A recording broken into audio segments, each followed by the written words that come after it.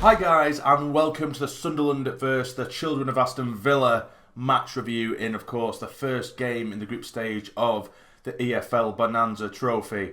I forgot to say, I've tried to do that intro like 4 times now and I can't help but laugh. But either way, okay, we'll get on with it. So we did just beat Aston Villa under 21'S by 8 goals to 1. Now, of course, people are immediately going to say, oh yeah, it was only kids. Yeah, but you can only beat what was in front of you.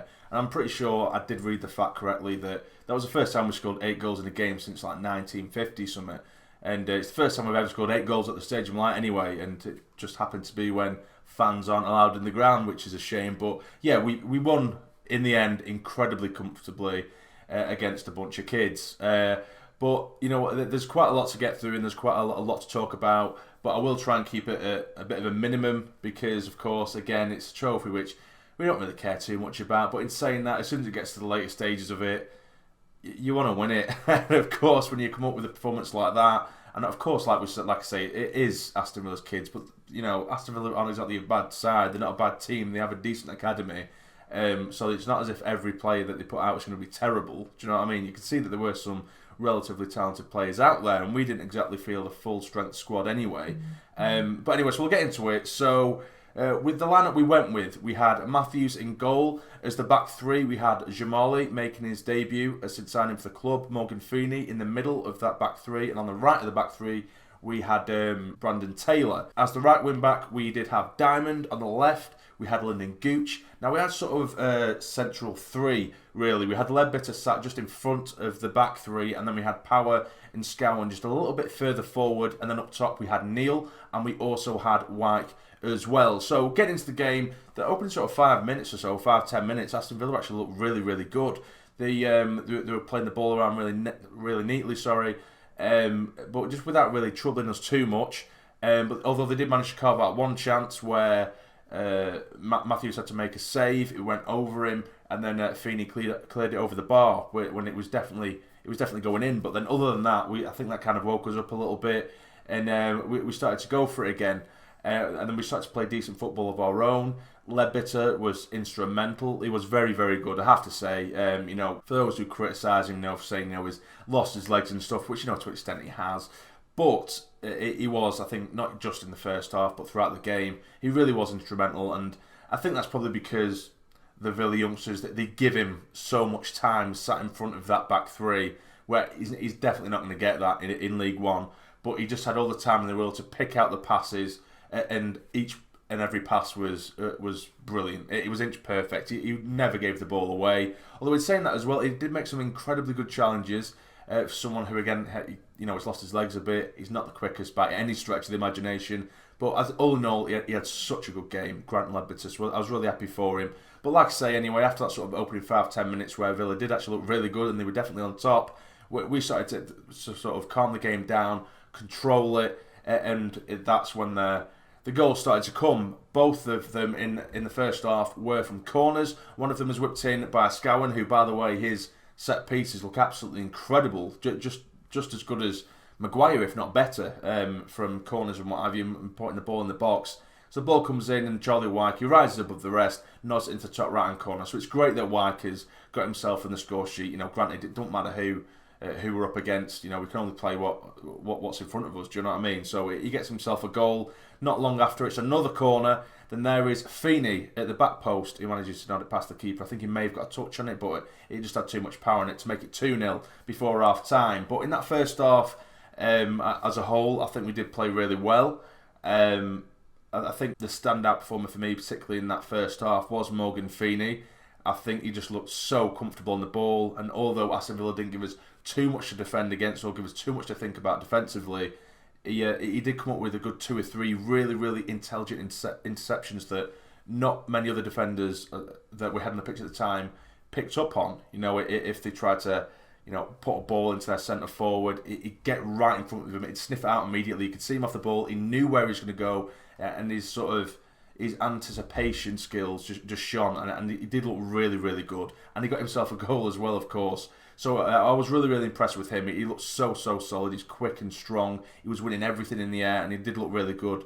So yeah, it was 2-0 at half time. It ended up just being mainly us. I don't think we were absolutely peppering the goal, but with every set piece, we looked dangerous, and Villa just seemed as though it's almost like the manager put rules on them that they're not allowed to head the ball, because with every corner, with every set piece, we were winning everything. Do you know what I mean? But second half starts, and it's the worst possible start because Taylor gives away a penalty. And one thing on Taylor, I think I can see a little bit of potential in him somewhat, but I think all in all, he was quite disappointing today.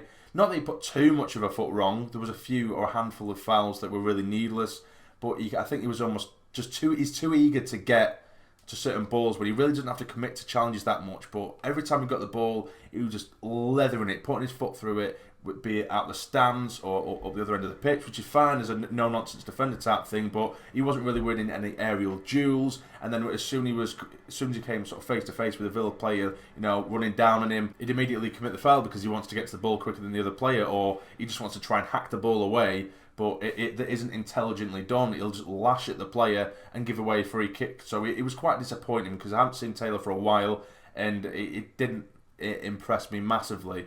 Now, going back to the first half, though, someone who I did feel a bit sorry for was Diamond, because Diamond on the right-hand side, he kept finding himself in a lot of space, but the only kind of service he was getting was these diagonal lofted passes that hang in the air, and he was getting them from Power constantly. But of course, with these lofted, hanging passes, they take so long to come down from the air. If they just drilled across to him, that's fine, then he can get the ball and run at him.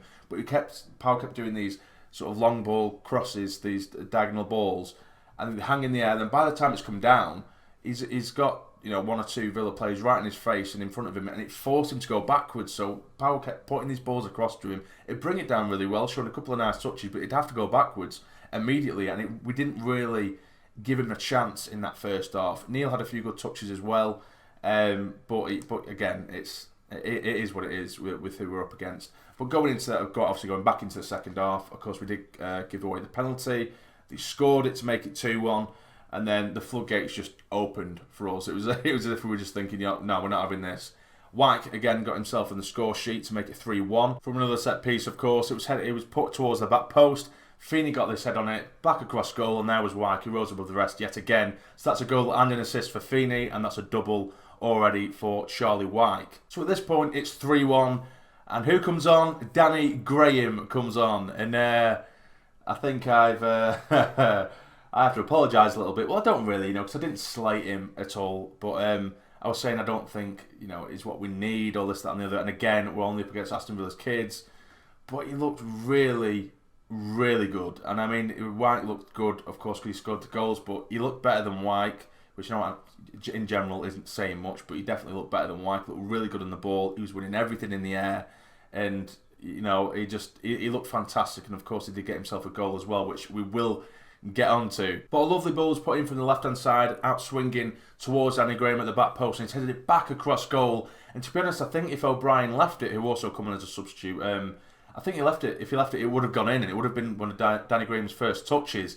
But it's almost kind of like come back off O'Brien. He's pretty much blocked it on the line, but then it comes back, and then Scowen is absolutely raced in, just lash it home to make it 4-1. Then to make it 5-1, Max Power, who of course was just given, sort of officially given the captaincy today. He had the ball down the centre, no one around him really, he had so much space, he had all the space in the world, all the time in the world, and he's absolutely lashed it towards that bottom left-hand corner where the keeper could only get a touch on it and parry into the net. And then for the sixth goal, it's the man himself, it's 35-year-old, the player in which I don't believe we needed, who puts in the back of the net. It is, of course, Danny Graham. Scouring in down the right-hand side, who again, another player with a cracking game.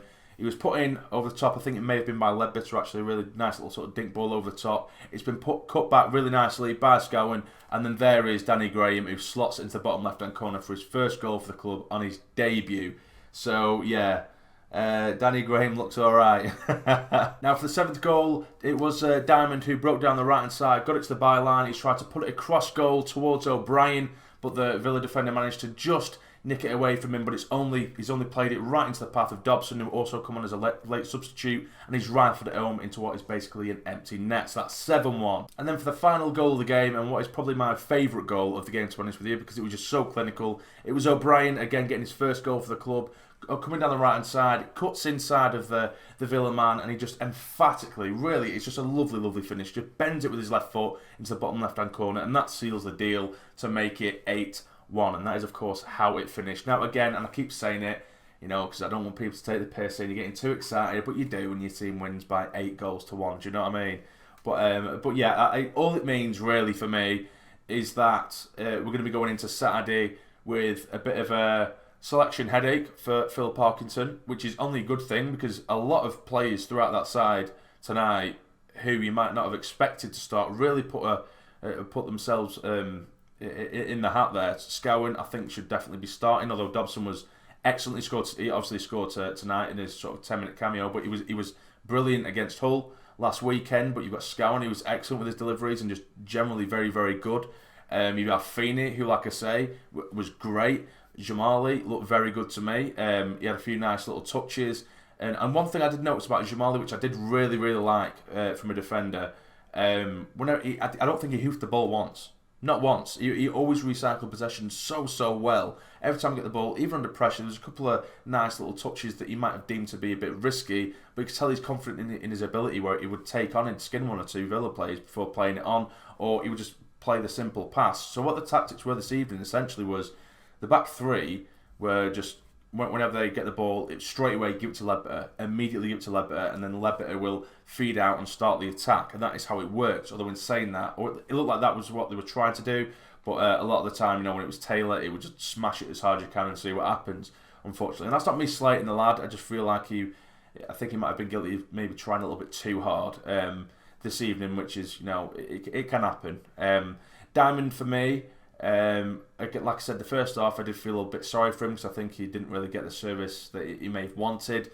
But in the second half, he got on the ball a lot more, but he pretty much lost it every single time he got it, bar the chance where he put it across goal and eventually it was tucked away. But other than that, their left back had Diamond in his pocket. There's plenty of times where they're down the right hand side and you think just cross the ball, man, cross the ball. It kind of reminded me of Gooch at times. And he'd try and do a step over, try and do a little shimmy, and he got nicks off him every single time where his cross was blocked at the first man. And that was quite disappointing because there were times in the first half, although I say, you know, he wasn't getting the service out wide to him.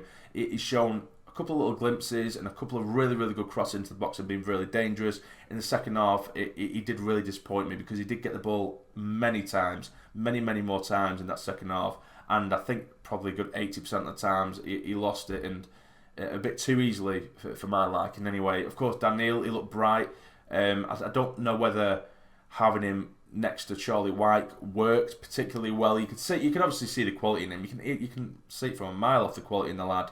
And he did show a few nice touches, a good few sort of passes and through balls and what have you. I just don't think him and Charlie White linked particularly well. But like I say, 8-1, you can't argue with that. Really good run out for the lads, and all it does, again, is give Parkinson a headache for the weekend. So yeah, a real positive. So what do you guys think of the game? Let me know in the comments down below. But if you have enjoyed this video, please hit the like button for me. It'd be massively appreciated. And subscribe to the channel if you're not already to become a fully fledged member of the Sarny Army. But for now, you take care and stay jamming.